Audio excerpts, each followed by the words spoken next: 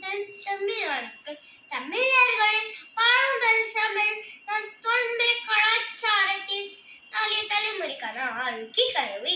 இன்று ஒன்று வருவருந்தினால் மனவிற்கு செவி யோகீஸ்வரர் தித்திக்கும் பாயசத்தை பற்றி பேச.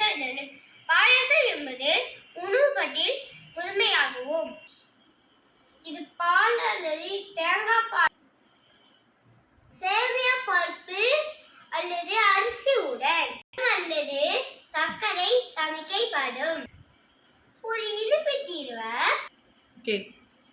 உணவகம் போக வரை விருந்து மற்றும் திருமணங்களில்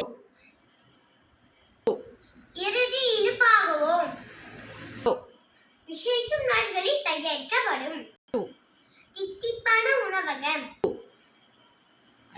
அனைவரும் விரும்பி உண்ணப்படுகிறது.